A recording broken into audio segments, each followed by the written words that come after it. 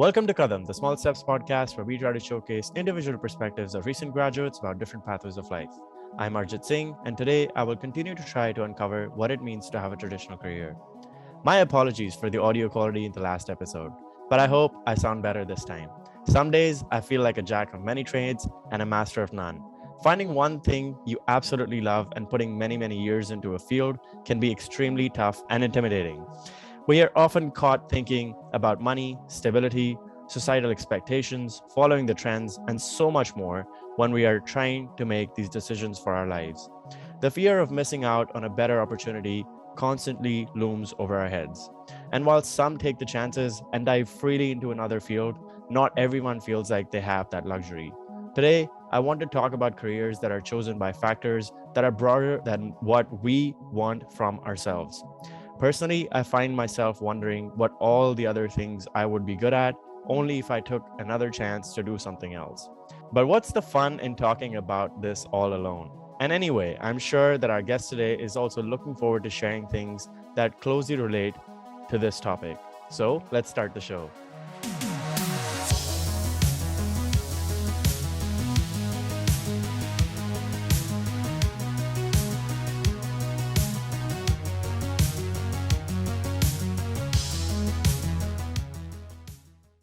Our guest today is a project manager for a boutique web design agency in DC and is currently based out of Nashville, Tennessee.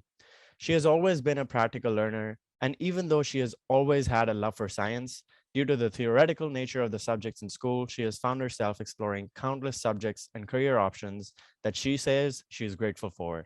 She graduated with a degree in computer science from Middle Tennessee State University in 2018 and quickly realized that she wanted to do something totally different. After having switched careers and work herself, she now says she is fully equipped to mentor high school and college graduates to find jobs they love in fields that they dream about. Without holding her thoughts any longer, let's welcome Isha. Welcome to the show, Isha, and thank you so much for joining me today. I'm so excited to have you here, and I'm so excited to have you on, and I can't wait to see where this goes. That's awesome. I'm glad to be here. Thank you for having me because I am a talker and I don't want to miss any opportunities where I get to blabber about something I feel passionately about. So That's I amazing. Awesome. Then you're in the perfect place. We can possibly bring you on again in a few years. We'll see how this goes, how long this lasts. Hopefully I'll be able to keep it alive, but I'm glad you're here this time as well. hope you do. Awesome. All right. So to start off, I just want to ask you to lay out the differences that you felt within the systems in India and the United States. This can be anything from education or freedom of expression and life in general. I want to talk about challenges in India and other challenges here, and then things that you love from India and things that you love here. I know it is broad, but I want to see where this goes, and I want to see what you have to say and what comes to mind first when you think about this topic. For sure. I mean, there's a lot of differences. And of course, the pros of being here outweighed the pros of being in India. And that's why I decided to just stay here. Um, just starting from high school, there were a lot of things that I personally just didn't get. Like to me, they were unfair of sorts, but coming from an Indian family, your parents are like, hey, just finish high school with a great percentage and then you can do whatever you want. And then you're in college and then they're like, no, just finish high school, college with a great degree and then you can do whatever you want. And then you graduate college and then they're like, well, get a great job and then you can do whatever you want. Totally, So I always. feel like that's like a loop that I didn't want to get stuck in, but I sort of did kind of get sucked into it. So in high school, I definitely like how in America, at least, you have the freedom to choose your courses, your classes, what you want to discover, what you want to kind of try your hand out in. In India, I felt very restricted. I didn't necessarily want to study physics. I wanted to study biology and math and chemistry. But as you know, you can't do that without having physics. I also wanted to have some more options. The fun story here is that in 11th grade, actually, I was just trying to be a rebel and I was like, no, everyone wants me to go into science. So I'm not going to do that and I'm going to do something different. I didn't have enough courage to go into humanities. So I decided to go in the middle ground, which is business. Within a month of being in business, I realized that I'm a person of science, and I ended up actually dropping business to move to science. And usually it's the opposite. People take science and then they drop to Totally. go Yeah. explore something different. Yeah. Yeah. Yeah. So I definitely put that on myself. I am the one who made that decision to go back into science, and I am actually very grateful that I did it because I still can contribute to conversations where I sound educated because I'm like, oh, actually, this is why this happens in nature. And that's like my favorite thing to do, but I'm sure everybody around me is annoyed by that. Yeah. Um, the other thing that I didn't necessarily enjoy in India was just not having enough freedom to live the way I want to live. I am very adventurous in terms of how I want to look, how I want to dress, how I talk. I'm not necessarily this professional always. So my parents didn't necessarily keep a hard leash on me or a short leash on me, but they were always kind of nervous about me going out by And myself cautious. Yeah. Yeah. or going Exactly. out later at Hmm. night. So I feel like I missed out on a lot of fun things that I could have done in high school and in college. That here I feel a little bit more comfortable, but that paranoia that set in when I was in India still remains with me. So even now, sometimes I find myself questioning, like, do I need to go out at 9 p.m. at night, or can I just do this some other day? Um, but yeah, and I think the last thing that I felt, and this is just not like a professional thing, but also a personal thing, is just the pressure that society puts on you. It's just it's not required, it's not necessary, and it's not beneficial to a person's growth because we have a lot of creative people in India, but I don't think anyone gets the chance to actually discover what they can do, what they can be good at. Because I remember this conversation I was having with somebody from my extended family, and I was telling them, oh, my one of my friends from college actually paints walls in different places in India, just a mall or some, and it's not Okay. graffiti, it's like good art Yeah. that is displayed in a lot of different public buildings, and not necessarily like a bar or something, but actually malls and iconic streets in Delhi. That's And they awesome. were Yeah. like, yeah, but watch how long that lasts. Like, how many walls can you paint? At some point all the walls are going to be painted. And You I'm like, repaint them. You just yeah, I was like, I art don't changes. think Yeah. I don't think that works that way, but okay. Yeah. Um, so I decided to move to America. So I visited in 10th grade, and I absolutely fell in love. I have family here, so it wasn't so scary to me to try to take this big step. So I didn't come here right after graduating, but I did do my first year of college in India, and then I transferred to a university here. I Okay. had So like your my credits and stuff, all that got transferred as well? Yeah, Okay. so it's actually, I don't think they offer that plan anymore, but it was a university in Gurgaon. Um, and they had this separate path that you could take where your classes would be a little bit different than what somebody else in computer science might be doing. And they were made in a way that they were easy to transfer over. Yeah, I I think will one of my tell- cousins actually just did that too. I think he moved to the US Really? as well. Yeah, just now, a couple months back actually. Yeah. Or actually this last month. Yeah, yeah, That's awesome. Yeah, yeah. I think those are great programs. I just want to tell people that if you're in India and if you're thinking of trying to find a program like that, just take it with a grain of salt, because just because you've taken, say, 20 credits in India doesn't mean all of those 20 credits are going to get transferred. So you need to be prepared to come here, take placement tests, and even have to take some classes again, because the courses are constantly changing, and every university has their own requirements. So that's definitely something I was not expecting. So when I came here and they were like, okay, we need you to take a math placement, a physics placement, a chemistry placement, an English placement. I was Oh my like, God. so all day I'll be taking exams. And they Yeah, were happened to me too. so that was definitely, but I love the decision that I made to come here and stay here. I have great friends. I have great people around me that are understanding. And, I wouldn't say there's a lot of freedom to be who you are, but I think that just goes with being a human, being around humans. I don't think everybody has that live and let live quality inbuilt in them, but I would say that people here have that a little bit more than people in India. So I definitely love every aspect of communicating and just conversing with people and meeting new people. And Nashville is still considered the South, is it not? It Kind of. is. I think it comes with that. I think It 'cause, does. like being in New York and stuff, it's a little bit different. I've of course I've lived in Alabama for 5 years, and I Oh know the way yeah. expression is different, right? But when you Mhm. move to New York, it's totally different. Now in Toronto, it's totally different. Like people don't care. Of course, like there's a lot less judgment, like you're saying. Like of course, it is much lesser than it was in India, but I think there are definitely places where people are a lot more accepting. Of course, there's still going to be a few set of eyes or a few set of ears or a few set of people that are going to be talking about certain things, but it's definitely better than being in other places, right? Yeah.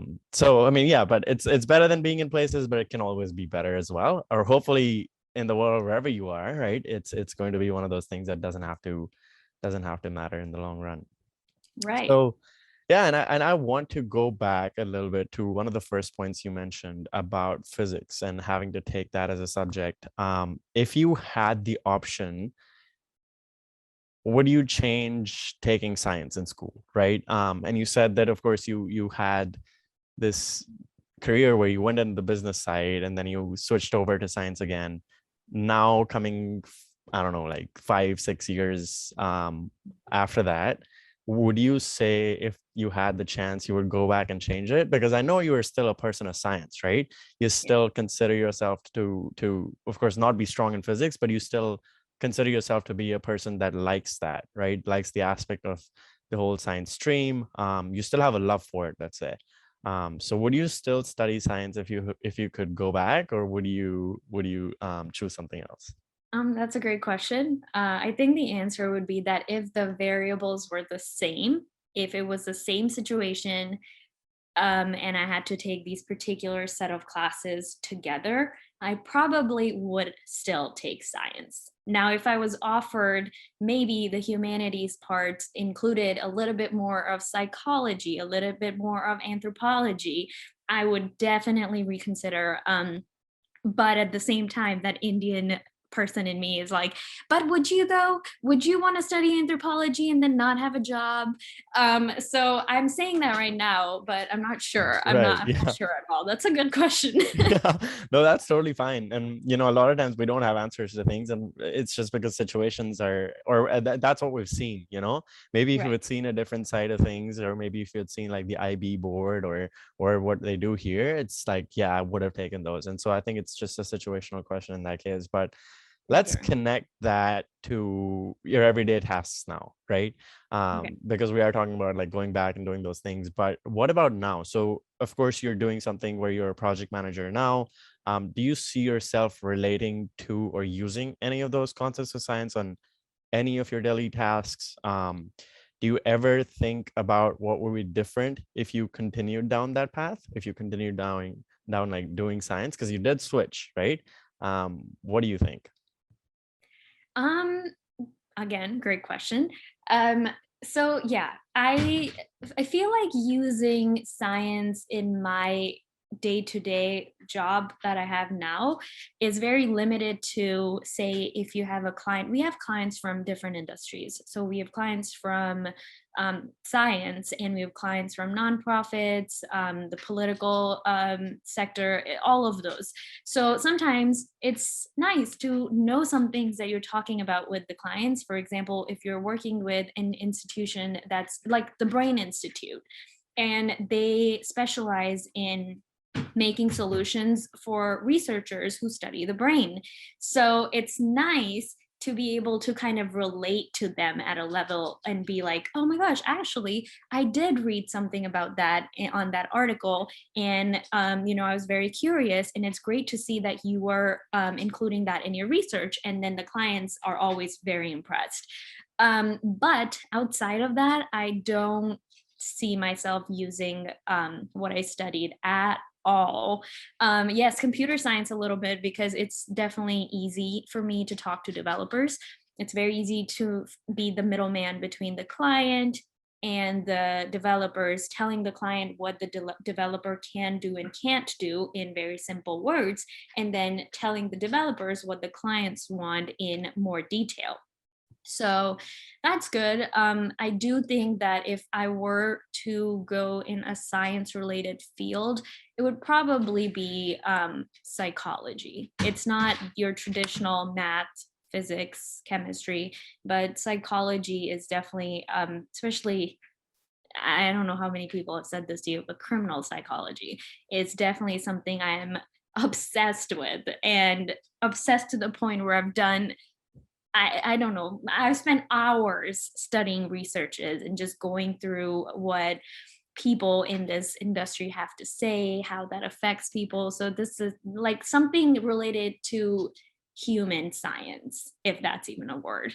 Yeah, no, totally. And I think it's definitely a field that is so interesting to follow. Even if you're just technically watching like a Netflix show, sometimes, of course, when they're actually based on real life events, it's totally like it is so captivating, and it actually like interests you, and I'm sure like for you it's like you do research going into that, thinking about what would have happened if this happened, or you're thinking of it from probably a lot more perspectives than me or somebody else watching those shows is, right? For us it's just interesting and we want to see what happens next, but it's just like for you, you're probably like, because there's books that are written about some of these cases that happen, right? Especially when they're real life events, like people are actually writing these books. There's so much discussion. I remember just watching one of the shows. I think it was like the People versus OJ Simpson or something, right? Yeah. And so I saw that, and then I in fact like went in and read a little bit about that and what was going on, and I've done that for a couple of shows, but it's just like I'm sure you're totally all over that, right? Oh, I mean, I watch actual court proceedings of serial killers and OJ Simpson and all of these people. Like, I actually watch them, try to read their body signs, their body language. What are they doing with their eyes when this sentence is said? How are they looking at this person? Even when I'm watching documentaries, I'm always trying to guess what happened next. Like, what's the pattern of this person who's committing these crimes? What are they going to do next? Or how are they going to get caught? Because unrelated to this entire agenda of this call, or I there was a time when I was watching a documentary, and it was, I think, the second or the third serial killer documentary I was watching, and I remember thinking that, I'm starting to see a pattern that these people do whatever they're doing, all of these crimes for years and years before they're caught. And more often than not, they're caught because they've made a silly mistake.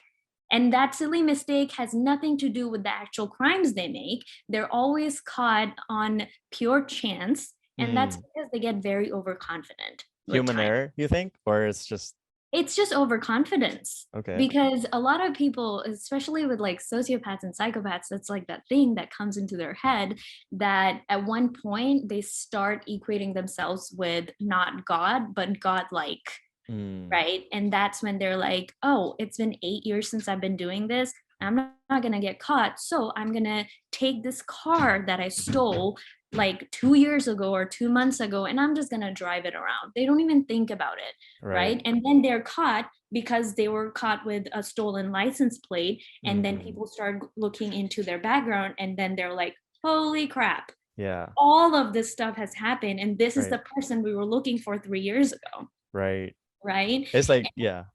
It's awesome to me. Yeah. Like, I find it so fascinating. Yeah, like I can talk about it for oh, hours. that's totally fine. Like watching shows like You or like Dexter or something like that. It's just like one of those things where it does definitely bring you in, and you're sitting there watching and looking at this, and you're like, well, now you're gonna get caught. Now you're gonna get caught. And in Right. the end, it's like sometimes they don't get caught, especially in these two shows. It's just like, what the hell is going on, man? I don't know. Like, how are these people getting away with this shit? Like, I mean, of course, like there's just some dumb shit that they do, and sometimes they get away with it, but it's still like that one show, what's it called?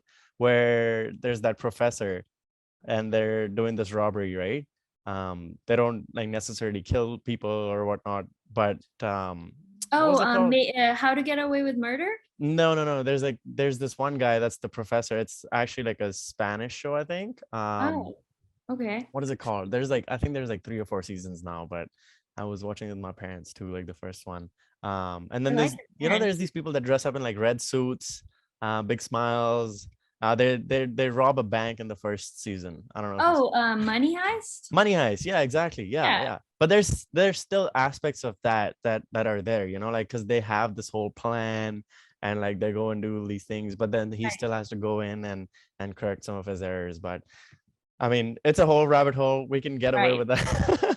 Like, keep It's again, like you said, keep talking about it for hours. I haven't seen as many shows as you probably have, but definitely something that definitely interests me as well. And I am a person that also really interests or reads about psychology and things like that too, because that's something that really, as a product designer for me, it really like yeah, does of course. affect me.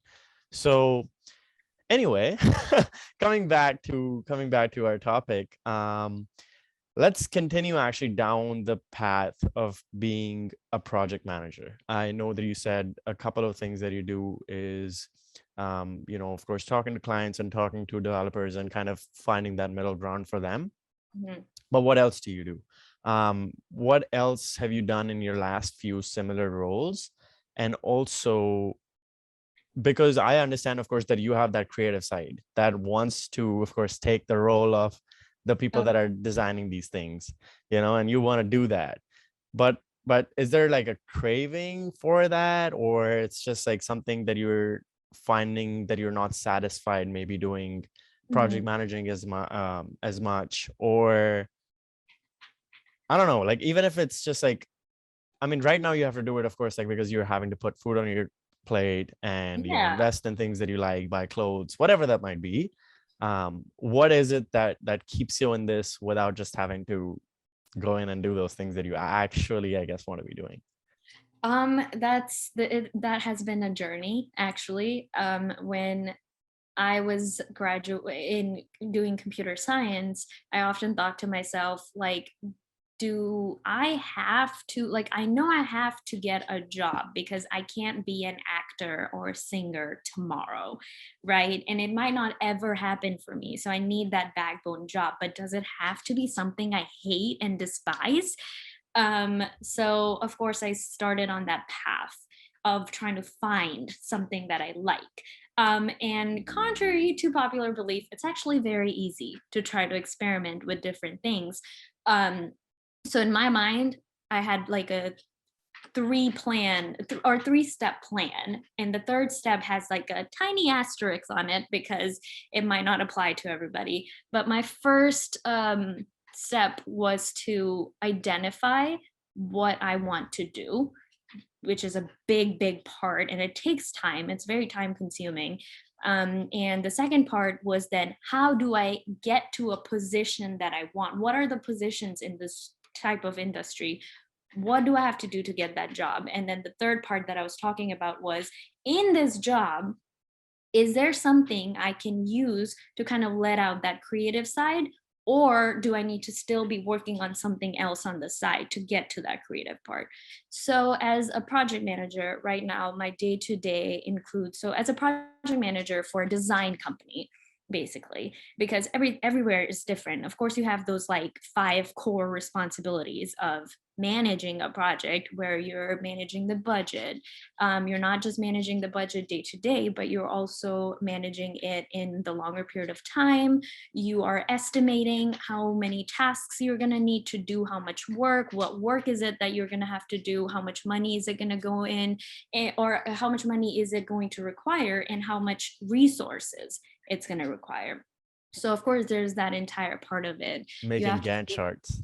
oh, yeah. Oh yeah, so many Gantt You charts. know all about it. Oh yeah. So definitely like you're making project plans and you're not just making them, but you're also what we call grooming them.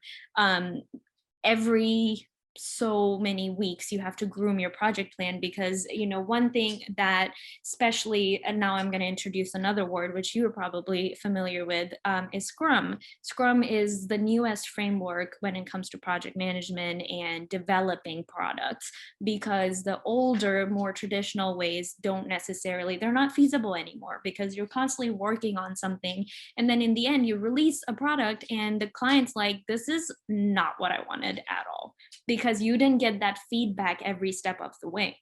With scrum and using scrum, we have a lot more responsibilities come in because every 2 weeks you are taking what you have developed and showing it to the client too. So there's that entire piece of demoing the product, taking feedback, and then implementing those feedback while also continuing to move forward and progressing towards the finished result. What else? You have to do things like invoicing every month where you're actually sending the bill. Hmm. So every Boring project, part. yeah, it's the Yeah. boring part, but Yeah. honestly, I will say something. I don't like working with numbers unless I'm doing like trig or something like math Hmm. related, right? Okay. But when it comes to budgeting for projects, I've actually been having a lot of fun, which I didn't think I would. Okay. Um, because you have to figure out, like, should this be what we call a times and material project, which Hmm. means that is the budget not big enough that at this point we can say, okay, if we want Arjit to work on it, like we will just go move forward with, okay, this week we didn't have any work, so we didn't bill anything. But next week he had to work 3 hours, so we bill for three. So time Correct. and materials. Yeah. Yeah. Yeah. But there are also different kinds of invoicing where you have to be like, okay, we end up doing at least $50,000 worth of work for this client every month anyway. So how about we start doing a deposit of $50,000 a month, and then whatever is accrued on top of that, we just add it to the bill, and then they pay whatever's remaining. Right. So that's a very big part of my job. I will say that, which might help you transition to whatever you want to talk about next, that I am still not where I want to be in the project management space, because my journey of finding what I want to do, if not acting, has just come to an end. So I just found this job, I think, in September last year. So I'm still kind of in the training slash testing period where my Still managers learning. are still, testing me out and making sure that, yes, I'm learning, but I'm also ready to take the next steps, to take a little bit more workload.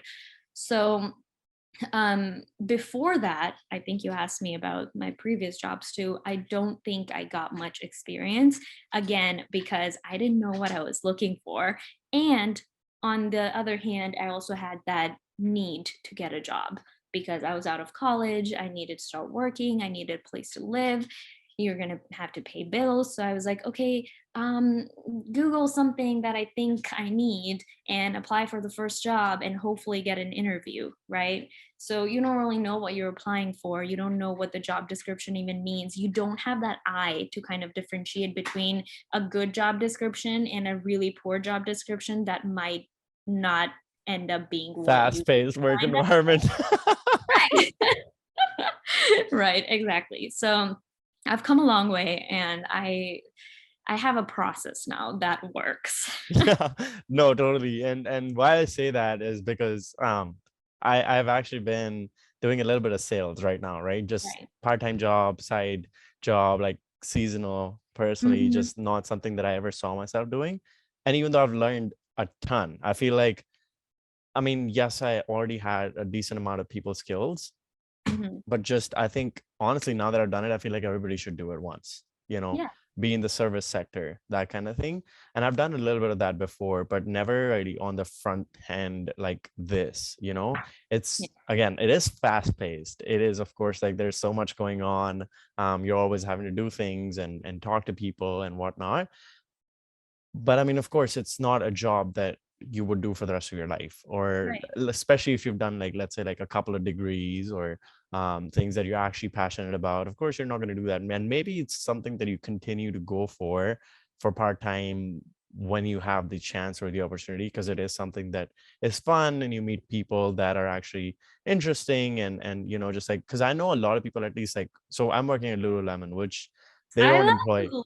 Yeah, This Lululemon family. yeah, exactly. So the thing with that is like there's not a whole lot of people that are actually there that don't have goals. A lot of people are actually there doing their masters. Right. They don't employ people from high school, which a lot of other brands do. These are people that are actually coming in, like some of them are doing their PhDs at this point, and they're Wow. still working part-time because they're just like, hey, we're still in school while we don't have anything else, why not, right? They love the brand, of course, comes with a lot of perks and whatnot, but still a good thing, right? So definitely, like, about your point about like just like finding something, of course, takes time and then the right eye and whatnot. But it is something that sometimes you just pick up. It's just things that you see, okay, there's a couple of perks, or there's just things that I might gain from or learn and whatnot, and then you just go do them. Right. But anyway, transitioning from that to a little bit of what you mentioned, like you mentioned movies a little bit, and I want to get to that. But before that, I want to talk about classical music that you've learned for 14 years of your life. Like, that is an incredibly long time. And I think it's just more than enough time to know if you love it or you hate it, right? Right. Do you continue to do that, or have you stopped it? And then have you ever thought about creating that into a career, or parts of that, aspects of that? Just like, whether that is being a singer or musician, or just, doing that on the side, maybe even having a YouTube channel, or I don't Mm. know. There's plenty of things, right? I've thought about all of the things that you mentioned.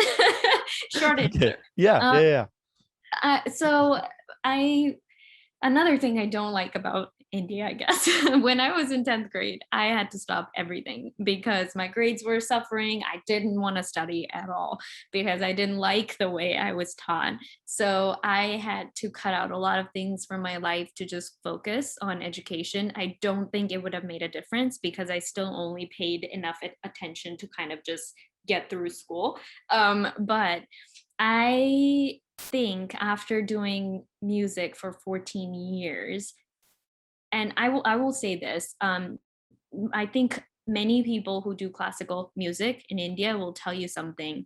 At least people who are good will tell you that if you start young, the first maybe 6 or 7 years of your life, you're just doing mechanical singing, right?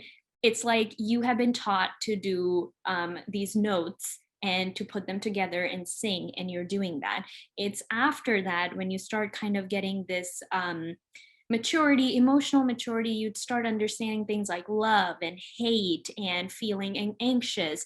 That's when you start actually singing, because that's when you start putting emotions in. So that Yeah. part for me was very short. It was Okay. probably 4 years, right?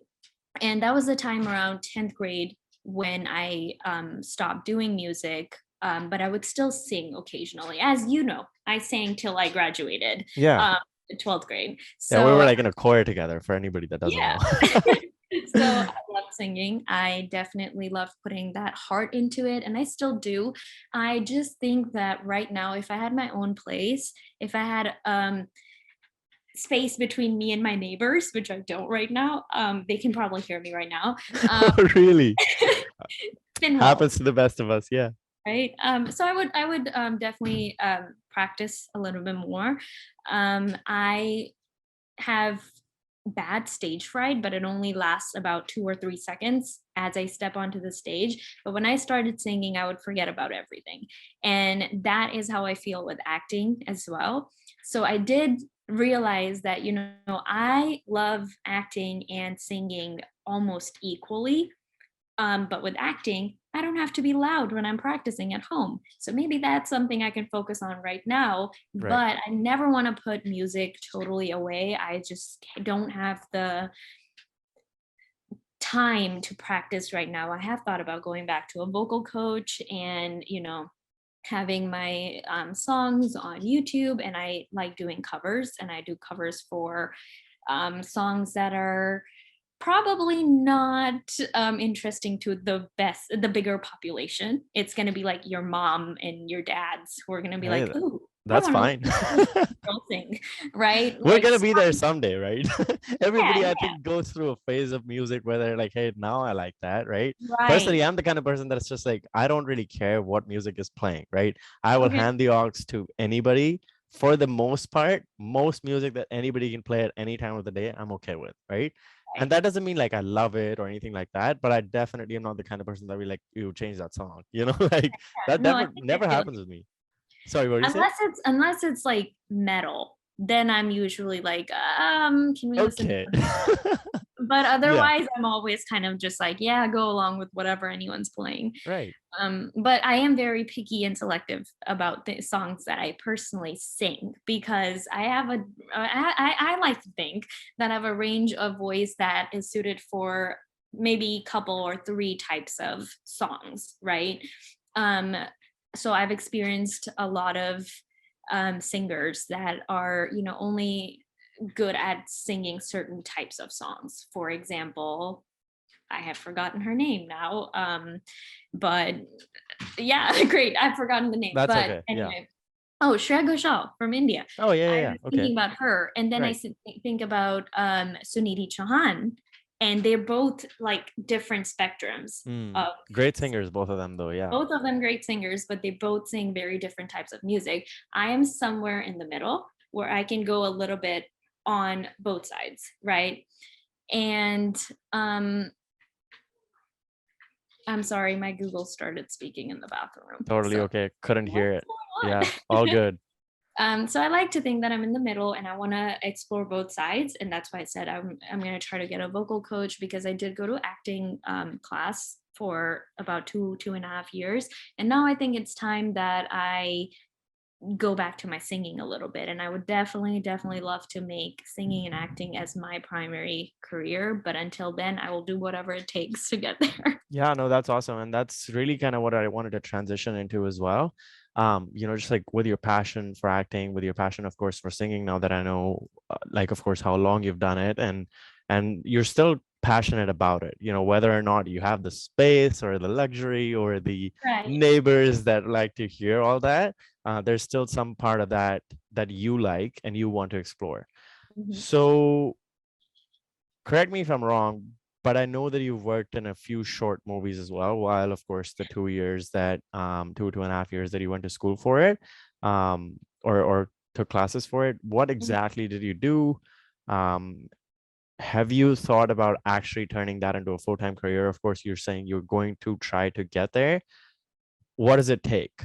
Like, does it take taking more classes for you, you think, right now? Or do you think it's just like, yeah, I'll do this on the side while I can, if I can pick up a couple roles, and then eventually get into it? Because last week actually, or in the last episode, we were just talking about this as well. Like the guy I was talking to, like one of my friends, he was just like, sometimes I feel I can just walk onto like a set and just be like, hey, I can do this, and I'm not sure if it works like that. Of course, you can talk about that in contrast, which is great because which is great that we brought you on this episode because we can actually really compare that to that, right? So what do you think about it? First of all, I would like to say it is not as easy as that. Okay. There's a few factors that you need to have to become okay, there's two types of actors, right? Or let's say three. There are commercial actors. There are actors that are extras in the background, and then there are actors who are actors like Leonardo DiCaprio actors, Hmm. right? Um, to be a commercial actor, you need your acting skills obviously, but acting skills are something like either you just entirely don't have them naturally, which is fine, you are probably good at something else, or you have a little bit of it but you just need some direction, or you're just a born natural god, right? Yeah. I am in the middle somewhere, so I think I have that like expressions and the face and the ability to learn very quickly. but I'm no god, right? So for a person like me, of course, going to classes is great, but I would say that a person who's trying to get into acting, they need to go to a class for a little bit, see if it's working out for them. And you have to be critical of yourself, and you have to see yourself on camera, because a lot of times I remember thinking I did amazing in acting class, and my teacher was like, oh my gosh, that was great. And I was like, are you sure that was great? And he was like, yeah, that was great. But then I would do something similar in front of a camera, and I don't know if it's because you're in front of a camera and you know there's like 3 different cameras pointed at you and 16 different people are looking at you, that you kind of forget. But I often forget to use my eyes when I'm acting, right? I will use Okay. my hands, my body language, everything, but Yeah. sometimes my eyes will just stay kind of dead. So do you So mean like you're just focusing on one thing? Is that what you mean? Or right. It's because the important part to remember here is when I'm talking to you right now, I don't know if you can tell, but I am very expressive, especially with my eyebrows. For some reason, I can't control them. hey, you But gotta be. that's In the Zoom world, you gotta be. right. Like we talked about this as well on one of the episodes, but like in the Zoom world, when you're interviewing through a screen, you really can't be there in presence. The other Right. person doesn't know. But when you're expressing that to a certain higher degree, I think you Yeah. just see it more. And the person doesn't see it as much, of course, but like we still see and we notice it, right? And that's just it makes a conversation more fun in a way. Oh, for sure. I think it makes it more animated, and everybody loves that. But yeah, so I went to class, but very soon I realized that, I feel like I've gotten to a point in this class where I probably can't get anymore. I can't absorb anymore. I need something more. So I would suggest everybody who's trying to, either learn how to act, become an actor or a musician or a singer, don't stick to one teacher. Always keep moving from one person to another so that you get everybody's perspective, right? You always have to remember these are teachers. If you were learning from an actual legend in acting, it would be different, right? You would think like, okay, maybe I am doing something wrong.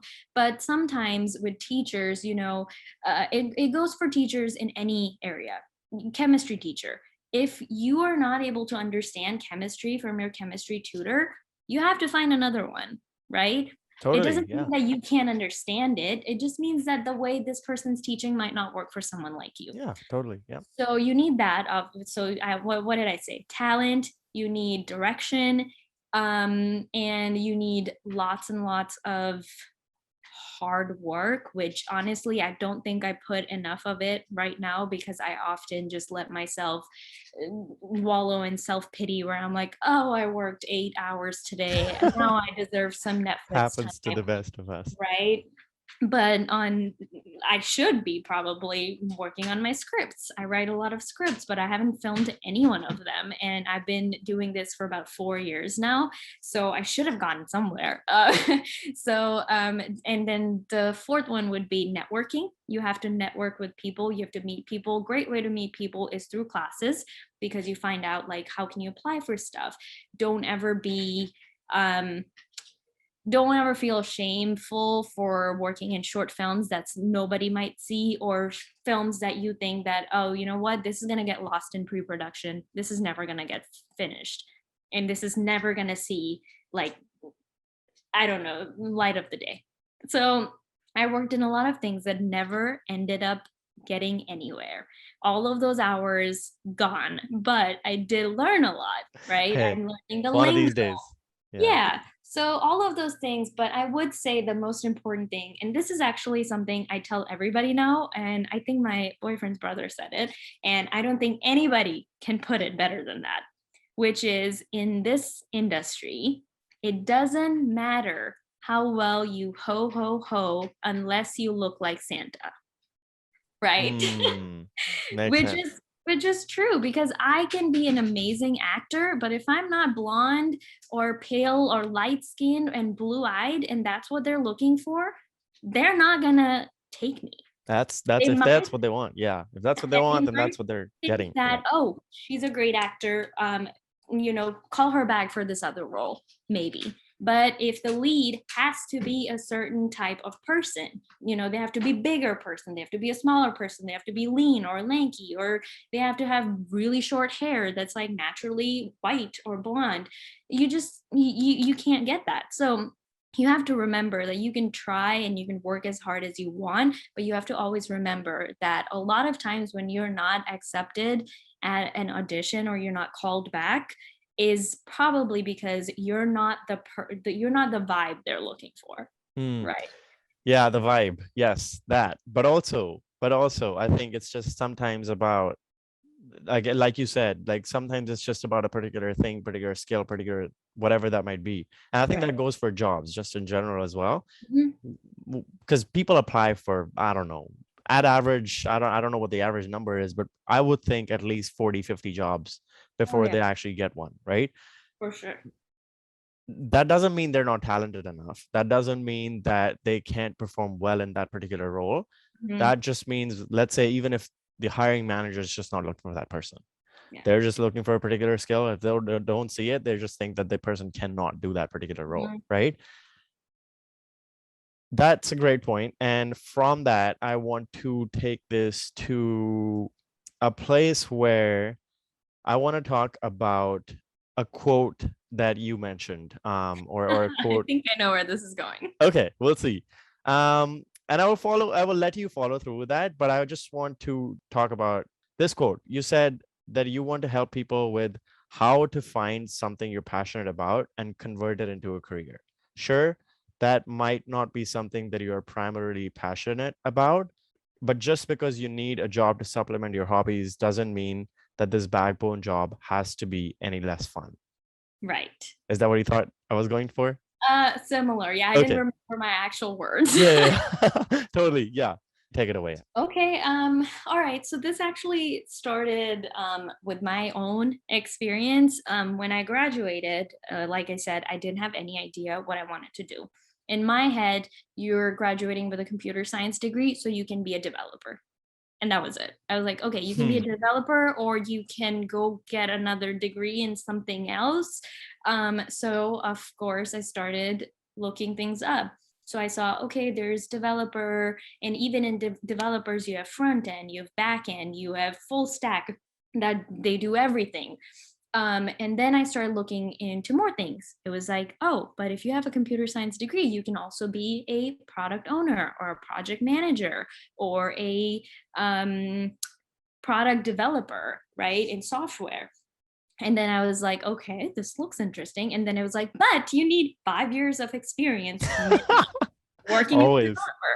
So Yeah. I was like, no, like there has to be something. And one of these days I was like, on a website, and it was a crappy website. It was so bad, right? Like I was looking for the menu for a full like 7 or 8 seconds, Bad. right? And I was like, why the menu should be on the top right because that's where it always is. Why is Right. nobody thinking about it? Is somebody thinking about it? So I Googled, like, I was like, intuitive design. Yeah. And that opened the doors of user UI. experience Mm. design for me. And I have never looked back. All I am right.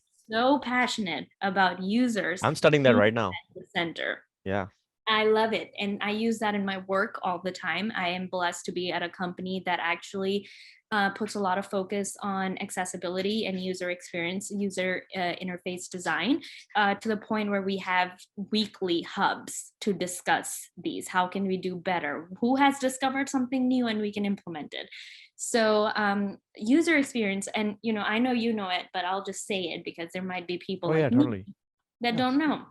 So basically, everything you use in your life, from a TV remote to a vending machine to a book and to websites, are made for users. If an average user can't figure out how it works, it is bad user interface, which means that there will be user frustration.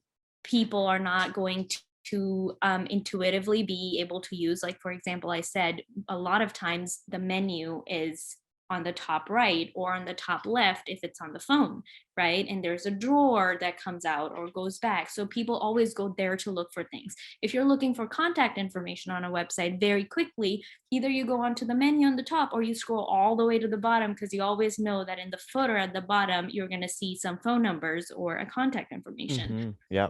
If your website's not doing that, bad user experience.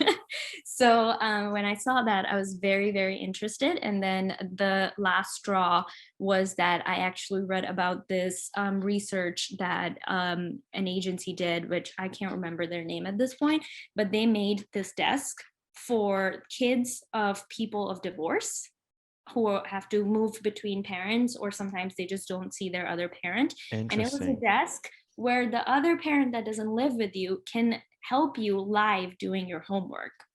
So it has a projector on top, a camera in front, and it projects your homework or what you're writing down onto your parents' desk so they can see exactly what you're working on, what you're writing, and then there's a camera to talk to. You can also play games using that, which is a great way to involve the parent that your child is not living with and still have them be a big part of their life, you know? That's incredible. Oh, yeah. No, Yeah, it's totally. incredible. And that's when I was like, wait, user experience goes beyond just websites and vending machines, right? User experience is even in things like rockets that go into space. You need to have that user experience because you want to think about these things. For example, if it's a blow dryer, if you put a button where the handle is where people usually put their hand, the button's going to accidentally be turned off and on every time they're like trying to blow their hair dry. You don't want to put the button there. That's why the buttons are put on the inside, right? Yep. So I was floored. And that's when I was like, I need to do something in user experience, because that's how, and user experience in software, because that's where my specialty would be, because I was a developer, quote unquote. So I started looking for jobs. I didn't know what to do. And this is where my entire process started developing, right? And like I said before, the first step is to try to find what you want to do. Again, this means coming out of that tunnel vision. You only know about these 3 or 4 careers, but there's so many things out there. If you wanted, you could become like that person who sets like electricity poles up, right? That's a job. Someone's doing it. Not everybody's an engineer or a doctor. You know, there are people who groom dogs, groom pets. Like, you didn't know about those jobs when you were in 10th grade, right? So my suggestion and what I did was I went to YouTube. I started looking up different kinds of jobs or unusual jobs or jobs that you didn't know about. Started kind of seeing that. I started doing a lot of research, like what are the different industries in this world? What are the different jobs in those industries? And of course, I did my specific Google searches, like because I wanted to do something creative. And then I actually started finding people on LinkedIn and actually messaging them. I started messaging random people saying, hey, I am really interested in user experience design. Could you either mentor me, give me a direction, or just give me some sort of into this industry? A lot of them ignored me. If I messaged 58 people, about 50 of them ignored me. Yeah, which is still a good number. 8 out of 58. That's incredible. Well, Honestly. two out of those 8 probably just send me an automated message. Some of them were like, hey, I can't help you, but here's a book that you can read. Or, hey, I can't help you, but here's actually a Nashville Slack channel for designers, where all of these designers talk about what they're working on, what problems they're facing, what's new in this industry. And I found out so much. And I actually did that because, you know, I've been through weird phases. One phase was where I wanted to be a personal shopper because I was like, oh, I love clothes. So I actually messaged somebody on LinkedIn that was a personal stylist. And I was like, can I please help you? And she was like, sure. And I was like, right out of college. I had nothing to do. Yeah. And she was like, sure, you can come. And all I did that day was steam people's outfits. Hey, she was looking for some help and you were right there. You know, he was looking for somebody to do the petty change work. You asked for it. Hey, but like, that's where we start. Right. So I mean, I've been there. No, I'm actually thinking about I'm not exactly sure what I'm thinking about, but like there's a train of thought there with Yeah. I think there was a movie where this person wants to learn something or not exactly sure what it is, but they're just like, okay, come in, come in, do this, do this, do Right. this. And what that kind of leads me to right now is thinking about Karate Kid, Yeah. where he's just like putting that jacket on, putting the jacket Right. down, putting the jacket on, putting it down, and learning from that. And then suddenly he's like, oh, suddenly I There's know what a I'm doing. purpose. There's a Yeah. purpose, right? So when you're steaming those clothes, maybe there's a purpose. I'm not exactly sure what that is, but I'm sure there's a way to, advance from that. I guess Right. it's like a promotion that you're getting, and of course you weren't Yeah, getting you have to start from somewhere. exactly. And thankfully, I actually didn't go back there because I don't think I would do good as a personal shopper because I often think that, yeah, I like shopping for myself, but I don't think I want to shop for anybody else because have you been to the mall Mm, lately? Like, yeah, I go to the mall and I'm tired in like 20 minutes and I'm like, whatever, I'll just online shop, yeah, right? So anyway, but that's how I started, and I would just say like, don't be afraid to reach out to people. The worst something's gonna do is cuss at you, and that rarely happens, or they're gonna ignore you. But even if four people respond to you, you're gonna find some really, really good resources, right? And then I started reading these books, and I started learning a little bit more. Then through a friend, I actually got in touch with somebody who owned a very, very tiny web design agency at that time. They had about 10 clients. He was the only person, he was the CEO of the company, and he was the only full-time employee. Everybody was like overseas. So I mm, talked to him, right? I talked to him and I was like, hey, I'm actually looking for a job. And this is what I know about user experience design. I can design websites for you. I can do this. I can do that, whatever. At that time, I was not very good at selling myself for a position. So he was like, you know what? How about you do this task for me for free, and we'll like regroup in like a few months. A few months go by. I'm having conversations with him, but I started getting really frustrated because it was not going the way I wanted it to go, and I didn't think he liked my work. But he did end up hiring me for a few months. Um, so I did pretty close to what I do now, just what I was doing. And it was a similar kind of industry, but it was a part time job. So I needed to get a full time job. So again, I just like looked a job up because at that time in my mind, I thought what I wanted to do was IT project manager. There's a very big difference between IT project manager and a right, project manager in software. totally, yep. Very, very big difference. When I did IT project manager, obviously Google showed me IT project manager jobs. So I ended up getting hired at Vanderbilt University in on the school side at the IT department. And I realized very quickly my project management was all infrastructure related. Everything was technology or technological infrastructure, right? And I didn't enjoy that at all because I couldn't see what was happening. It was all servers and data and all of those things that I couldn't visualize. And if I can't visualize it, I don't know what I'm doing. And if I don't know what I'm doing, I don't know what to manage, right? It was Correct. not a it was not a helpful it was not helpful in terms of where I wanted to be, but it was definitely helpful in trying to learn like how do you act as a professional? What are the expectations? Just getting that professional experience, but I wasn't getting the actual experience I needed for the kind of job I still was wanting. So I came up with step two, which is once you know what kind of job you want to apply for, what it's called after all of that research you put in, then you start looking at those job descriptions. When you see those job descriptions, there's going to be about 70% of those things in there that you don't have. Like you said, to your first point that you made, that a lot of times you're not the person they're looking for, then become that person that they're looking for, right? And that's what the last part is, which is the biggest part, is that you have to look at those things. All I did was go to a job description, look at what they wanted, and I was like, okay, so they want this software, they want this software, they want you to know how to do this, they want you to have this certification or this degree. I did all of those. I learned every Adapt. software. Okay. I got my certification in Scrum. I did everything that I could do, right? And then the second step in this is that when you apply for a job that you like, first of all, don't blindly apply for jobs, right? Some people, and I used to do that too, I would open like 50 Chrome tabs of like 50 jobs right after another, and then just click apply, upload, apply, fill out the application, apply.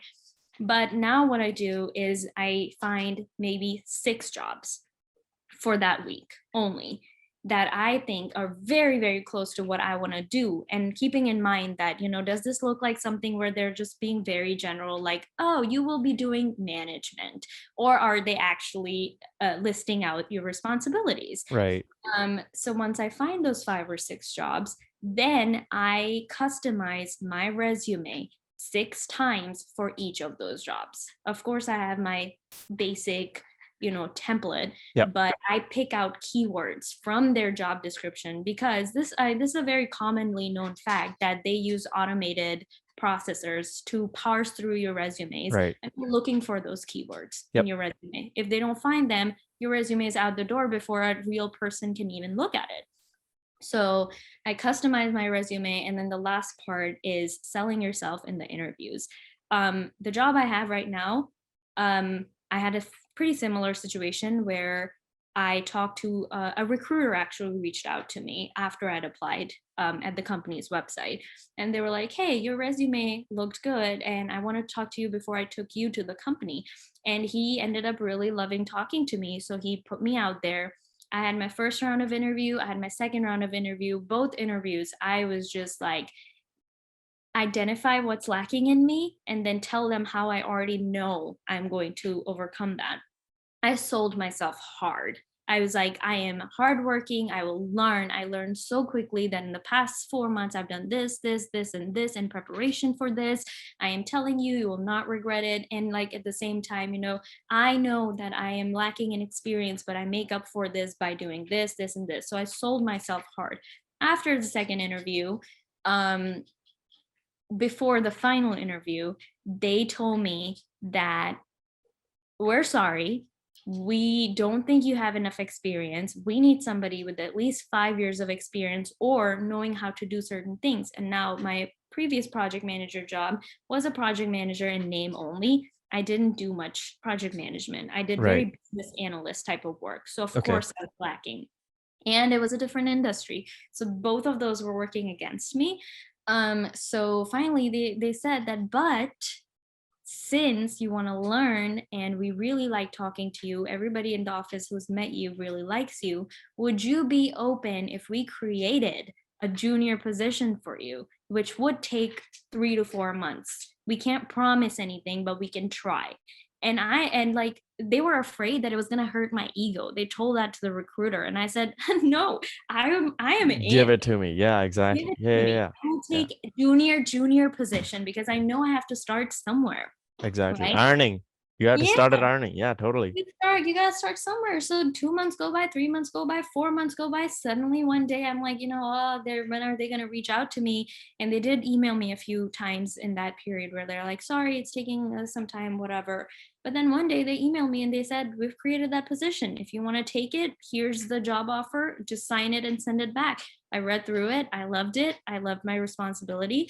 And September comes and I started working there. And now I'm at that point where I'm about to transition into the role that I actually applied for. And we had my review recently, and I told them again, like, okay, you've started giving me multiple projects now, but I think I still have to prove myself that yes, I'm ready to get those projects, but can I maintain them? Right. So they were like, oh, yes, that is exactly what we were thinking Kudos. Yeah. too. Yeah. So that's it. Like, it's a long process. It's a lot of work and there's a lot of disappointment, but it is so very rewarding.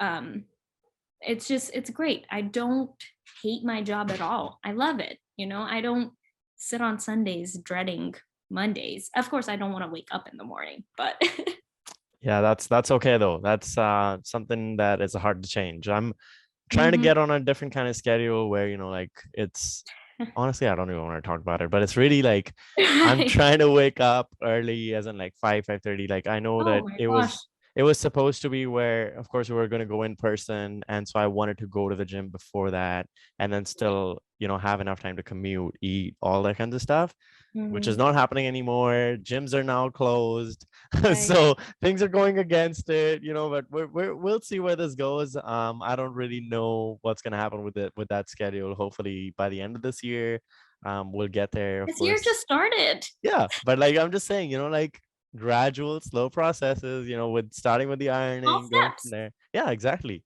Yeah, exactly. Cut them small steps, like we say in this podcast. Anyway, um, so going from that and coming back also, or bringing one point that you had mentioned about coming home from work and watching Netflix, rewards that people give to themselves. So you give yourself the reward of coming back home and you're like, hey, I've done an 8-hour shift, or I've been tired, or I did this. Maybe you feel accomplished, or maybe you're just like, hey, this is really what I like and what I love, and I don't really want to change any aspect of it. So it doesn't really matter, if I'm doing another professional development course at this point, Mhm. or I am singing, or I'm acting, or practicing all these things, or taking another course. For me, it's sometimes like, hey, like I don't really, let's say, like I didn't ever think I was going to be doing retail, so I'm doing retail, and today I picked up somebody else's shift. So you know what? I made X number of dollars. You know what? There's this thing on sale, on markdown. Cost Mhm. me only this much. Usually it would cost, 75% higher than that. So there's the reward. Do I need it? Probably not. Do I want it? Of course. Why not? Always. Right. So, I want to talk a little bit about that. I want to see what you have to say about rewards and how you think personal and professional development will go further, and connect that to the big goal or the big plan. Of course, you still said that you, at the end of the day, want to be acting, or, doing music, or whatever that might be. But right now, of course, you're saying you're very satisfied with UX, UI. We've also talked about software, which is something you don't want to do, but you've also talked about criminal psychology, Oh yeah. lots of different things, right? Mhm. But I want to see what you think is the big plan, the big future. Do you maybe see yourself acting for all of these roles? Maybe in one show you're this person that's a criminal psychologist. Maybe in one role you're doing something with UX, or maybe you're on the back end actually helping people film these things and create these shows. And on the UX side of that, like maybe I'm not sure who I was talking to, but somebody was talking about Netflix and how, they're working for Netflix and they're doing all these project management things, and also still doing a little bit of that creative work, right? Yeah. What is it for you? Do you have role models that you look up to, maybe, or if there's anything particular you would like to achieve?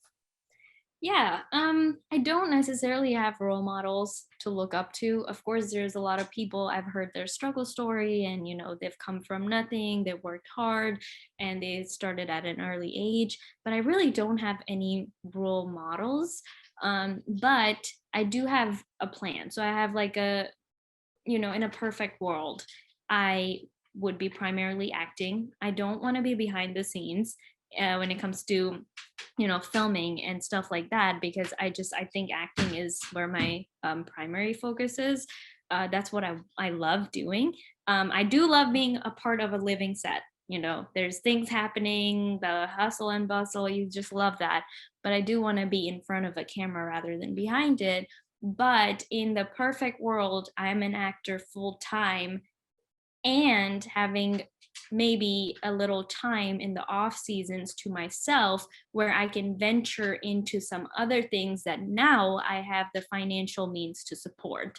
For example, I have some ideas for apps that I often think, like, I do this every month. I wish an app was there to do this for me, right? Or I wish there was an app. So like I have jotted down some notes. I've Hey, hit thought me up. about it. Hit Oh me yeah. up. I'll create them. I have some ideas. I have scripts that I would love to, like, in off seasons, film short films. And in those short films, I don't necessarily have to be in front of the camera. But I would love to like keep creating stuff, whether it's an app or it's a short film. And as far as criminal psychology goes, of course, in another universe, I am probably a journalist who goes and talks to people in prison. But this universe, that's not it, and it's not going to happen.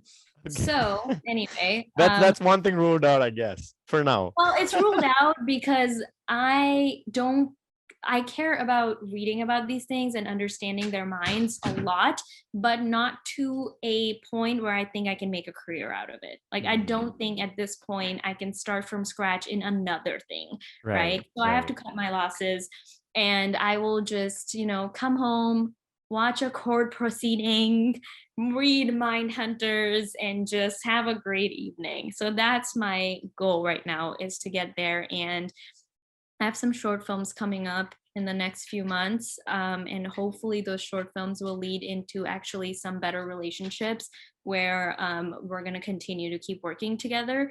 And he doesn't know this yet, but I'm going to pitch him some of my scripts after we worked a few times. All right. Yeah. Looking forward to it. So hopefully that'll gear up a little bit. Yeah, that's awesome. And definitely, of course, it's great to see that you have that plan, that you're looking forward to these things. And of course, like, however you get to that stage, of course, doesn't really matter. At the end of the day, it's like, it's never too late. Right. Of course, you said it might be too late to start, but it's never too late if you really are passionate about those things, right? And with acting, it's like, even if you've been doing, let's say, project management for the next 5-7 years, 10 years, even after that, if you get a role, of course you're going to take it, because that's what you want to do with acting, right? If it's a big role, of course I want to take it. I don't know if money is the only factor. Sometimes with the satisfaction that you might be getting, you're like, hey, like, whatever, I'll take a sabbatical if I have to, go act for a year, come back, and at the end of the day, if it didn't work, it didn't work, but I had a great year still, right? Anything else that you think you would like to share with us today? Anything that you think we missed, or if you had one chance to sell it to the international audience of this podcast, what would it be? I think instead of keeping the focus on something about me or getting publicity for some of my stuff, I just want to tell everybody that don't be me. Don't be the traditional person that is scared to venture out of your comfort zone. It's going to be a lot of work. It's going to require a lot of research. But if you know how to go forward with it, if you have that direction, it is going to be so rewarding. And, I've given some tips here today, and I can tell you positively that these steps work. There's really nothing else about it. It's never too late. You can always start, and just don't be afraid, and don't let other people's opinions about your life keep you from trying to achieve whatever it is that you want to achieve, keeping in mind that yes, stability is important, but so is your peace of mind and satisfaction. Awesome. Great ending words. And thank you so much for being on the show, Isha. It was great to have you on here. I'm sure people are, more than impressed by, of course, the different things that you're trying to get into, and the different things that you want to engage with, but also just the amount of experience that you've been able to share, and the amount of tips that you've been able to share.